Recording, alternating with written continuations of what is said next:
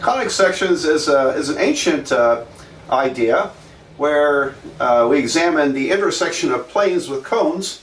And before we get into all that, what is something that appears to be a purely algebraic topic doing with trigonometry? Well, a lot of trigonometry books and courses have a chapter on conic sections as an introduction to analytical geometry. And so, including the college I teach at, we do conic sections. Now then, analytical geometry it blends algebra and geometry together in order to analyze things. So we use algebra to analyze geometry, we use geometry to analyze algebra. And it goes back and forth. And you might say that calculus is sort of analytical geometry on steroids, because calculus also brings in things that are constantly in change, constantly changing. So anyway, the conic sections date to ancient times, ancient Greece, and it was the ancient Greek mathematician Apollonius, and I didn't look up his dates, so I'm not sure how ancient this is. But Apollonius wrote a book on conic sections, which is still in print after 2,000 years. It's not bad. I checked it out one time in the English translation, of course, out of a university library. And so I don't remember much about it because I didn't have much time to study it, so that was been years. But let's get into that. First of all, we have to define what a cone is. It may be different from what you expect. A cone is not something that looks like an ice cream cone in shape. And so a cone does this. If you take a line and fix a point on that line, and then rotate the line.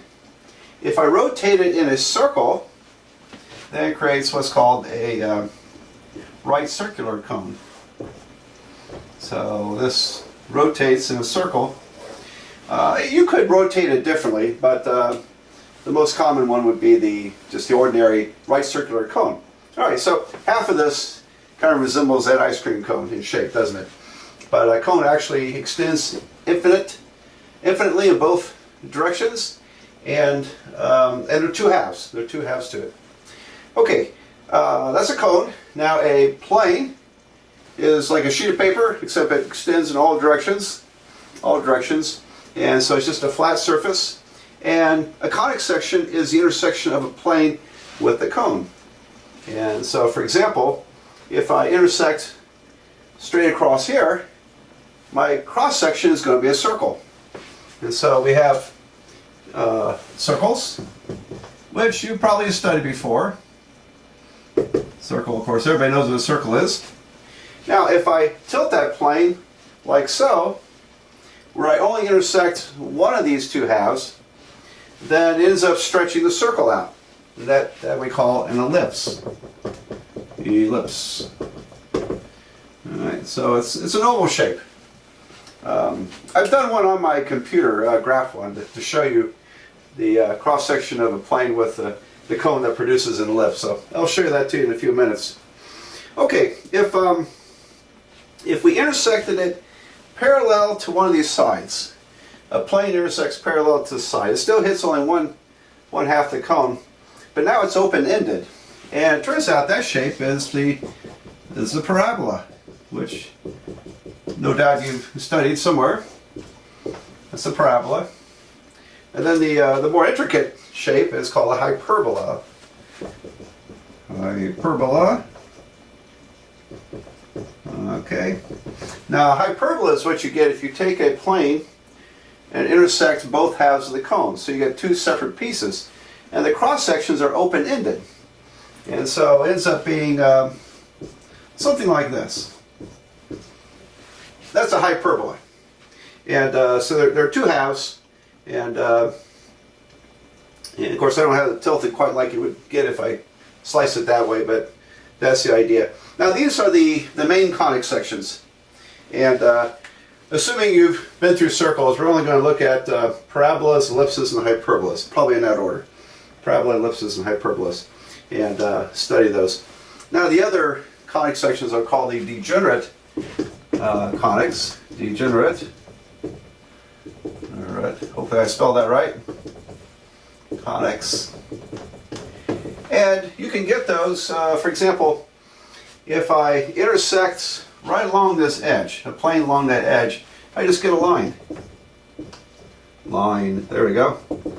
So everybody knows what lines are, and I'm sure you've studied lines in algebra. If I cut it differently, I actually get two lines.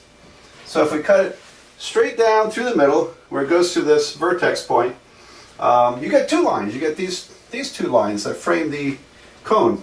So two lines can be produced that way. All right, and finally there's one left.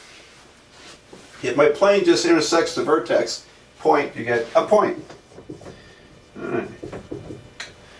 Well, everybody knows what a point looks like. Okay, now then, so there are the three degenerate conics, and we're not going to worry about those. We're going to focus really on parabolas, ellipses, and hyperbolas. Okay, and let me go ahead and erase that and see what else I want to say about this. Whatever textbook you're using, it probably has wonderful pictures of these intersections. And right after this introductory video, I'm going to show you an ellipse I got by intersecting a cone with a plane. Now, what is the equation of the cone? Well, this cone, or a cone, could be written this way. Z squared equals to x squared plus y squared. Now, if you put a different number in front of z squared besides 1, it would change the angle of the cone that way. But if the way the x, y, z plane, how we normally think of it in math, works like this, and we try to create the illusion that the x-axis is coming straight out the board. This is a positive x-axis here. Comes straight out the board. Of course, I can't do that, but we'll draw it this way. And then the y-axis goes left and right. And I've only drawn the right side of that y-axis. And then the z-axis is the vertical axis. There you go. So if you let z be a constant number, like 2 for example. So if I put 2 here, 2 squared is 4, I got x squared plus y squared equals 4. That's a circle. And so if I went up to here where 2 is, and went across, the horizontal plane would be z equals 2, and the intersection would be a circle. There you go. And that's kind of the idea. But that's the an equation of an ellipse. I'm sorry, of a cone. It looks something like that. Okay, and what's the equation of a plane look like? Well, it can be, here's the one I used on my computer. If I remember it right, I think it's z equals to, what was it? 4 minus 2x, 2y plus x. I think it's 2y plus x, something like, I can't remember. Hang on, let me look it up. I got my computer right out there. Hold on. Okay, let me explain it this way. The cone I have on my computer is this one, z squared equals x squared plus y squared. It's a beautiful cone. I use this plane, z equals 2 plus 1/2 y plus 1/4 x. So a plane is a linear equation. In other words, if there's x, y's, and z's, their powers are 1. And no squares, no fractions with variables in the denominator, anything like that, nothing like that. And so here's the cone. It's a second degree polynomial in x, y, and z. Here's the plane, first degree. And if you substitute z into here and do all the math, you get 15x squared plus 12y squared minus 4xy minus 16x minus 32y minus 64 equals 0. So if you don't believe it, try it. Okay, it's a little bit of a messy calculation. So this is the equation of a plane, and it looks, can't remember exactly how it's tilted, but it's something like this. Now, in 2 dimensions. And so when you eliminate the z and just think this is a 2-dimensional object, the ellipse is this way. Now, the ellipse is, in this example, it's not horizontally oriented. It's also not vertically oriented. But what I mean by that is that the x-axis cuts through the middle here and is the major axis. In this ellipse, the y-axis is the major axis. Over here, there's the major axis, there's the minor axis, and it's also off center from the origin. So you might say this has been rotated. It's been rotated. And the culprit of rotation is this term right here, x times y. So I'm going to kind of summarize this little part of the discussion. All conic sections. Now, we didn't know this until, probably maybe after Descartes came up with the xy plane in 1642. All conic sections come from the algebra equation ax squared plus by squared plus cxy plus dx plus ey plus f equals to 0. So here's an algebra equation that's quadratic with x's and y's. Second degree polynomial, x's and y's. And x times y is a second degree term. And alright, now in this video series, I'm only going to worry about equations where we don't have this term. So if I eliminate the xy term, we get shapes that are not rotated from either the x or y axes. And so that keeps our life quite a bit simpler.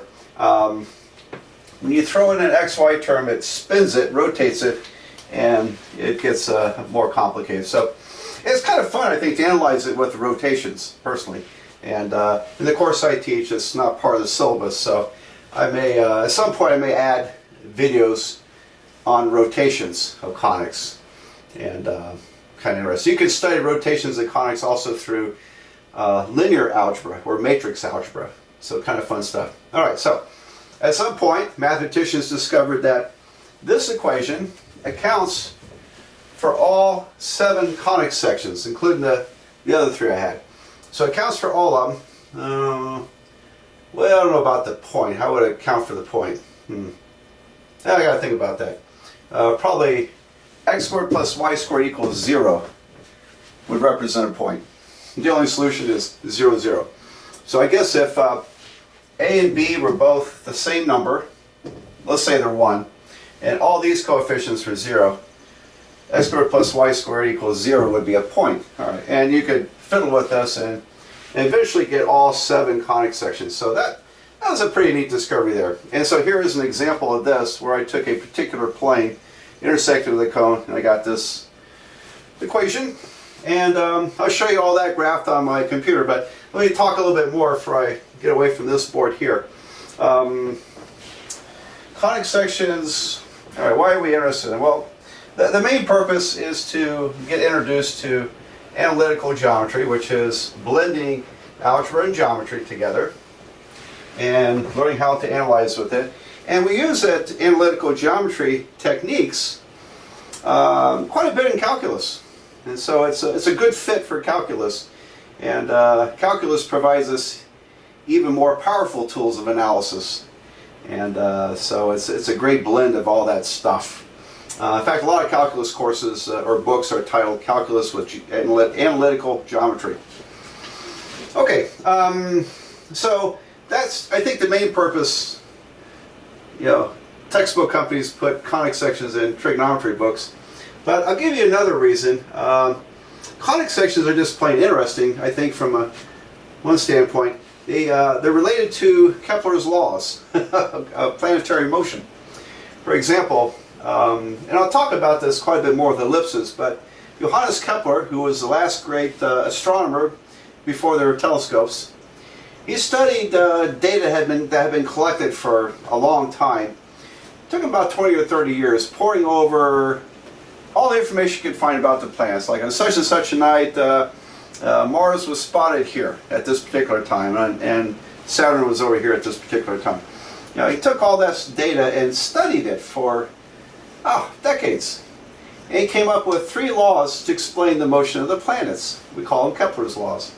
And the most famous of the 3 is that planets orbit in an elliptical pattern around the sun. Or you might say anything that orbits a larger body is going to orbit in an ellipse. And there's other applications of the parabola, and particularly hyperbolas. So, for example, when when we sent our men to the moon, this is the 50th year anniversary as I shoot this video. When they left Earth orbit to go to the moon, they were no longer orbiting the Earth in an ellipse. Their path became hyperbolic, with the Earth's gravity bending their path toward the moon. So I'll elaborate on that later on. Alright, so before we get into this stuff, I'm trying to think, is there anything else I need to tell you? But conic sections have interesting reflective properties also. So there's some interesting geometry facts that we can uncover about conic sections. And so I think in their own right, they're pretty interesting to study. Okay, so let me show you my computer graph of a conic section, and then we're going to take on the parabola. And here's the neat thing about this. Talking about the analytical geometry, it was, I think, Apollonius or the ancient Greeks who were able to describe in words what a parabola, an ellipse, and a hyperbola were. And a circle. You know, a circle is a collection of all points equidistant from a center point. So every point at a fixed distance from the center describes a circle. Great. Well, there are three more definitions that cover parabolas, ellipses, and hyperbolas. And by using these definitions, we can interpret them in terms of algebra and find out what the algebra is that describes these. In other words, we'll get the equations of these conic sections, particular conic sections, by applying the definitions and turning it all into algebra. So that's great analytical geometry work as well. Okay, so I'll see you after the computer show. I'll see you in parabolas. So here's the equation of a cone, and it's z squared equals x squared plus y squared. I've got that typed in up here. Okay, hopefully that's focusing in. I'm not sure how well this is going to look. Anyway, it's called a right circular cone because it takes a line and rotates it in a circular direction. And you can see it there. Now you could make it wider or narrower depending on how you choose your coefficients, but z squared equals x squared plus y squared is kind of the general format there. Now let me see if I can spin this thing around. It's kind of awkward holding this and doing it, but you can see the x and y axes. See, the x-axis is sort of has the illusion of pointing towards you. The y-axis is pointing to the right. Now that's the positive ends. And then if I rotate, whoops, this way, there's the z-axis, the vertical axis there. So there's the cone. Now let me click off that, and I'll click on the plane I came up with. Where are we at? Okay. Like I said, this is pretty awkward for me to do on camera because I have to hold things just right. Alright, there we go. There's the plane, and you can see the x and y axes here. Let me get it centered. X-axis, y-axis, z-axis, and the plane on the edge view just looks like a line, doesn't it? And now if I tilt it over like this, it looks like a line there too. So the plane shoots off in all directions, and I'm going to intersect that. There we go. And by the way, the plane is z equals 2 plus 1/2 y plus 1/4 x. Now I'm going to intersect that with the cone. And now we get to the main show here. Here's the cone with the line. It's a conic section. And you can see the intersection is elliptical because it's intersecting the cone at an angle. And but it only intersects 1/2 of the cone, the top half in this case. And whoops, sorry, about slipped off my shoulder. Where are we at? There we are. And there's the there's the ellipse. Now, I actually typed in the ellipse, and the ellipse is worked out algebraically by intersecting the cone and the plane together. And it worked out algebraically to 15x squared. Here, I got it up. I don't know if you can see that well. 15x squared plus 12y squared minus 4xy minus 16x minus 32y minus 64 equals 0. All right, there we go. And when I type in 3 dimensions, that shows up as an elliptical cylinder. There it is. There's the elliptical cylinder. And I can't easily Well, I could. It's not that easy. I can draw that ellipse tilted in 3 dimensions, but it takes a bit of work and to do that. Now, if I go to my other one, here is the where is it? Window down here. Here is the ellipse in 2 dimensions, XY plane. There we go. And so there it is. And you can see that it's been rotated off the axis. It's been also moved off the axis, so it's not, the center is not the origin, and it's the major axis goes this way, the minor axis goes that way. So that makes it quite a bit more difficult to deal with mathematically as far as analyzing it. But anyway, that's the intersection of the ellipse and the plane.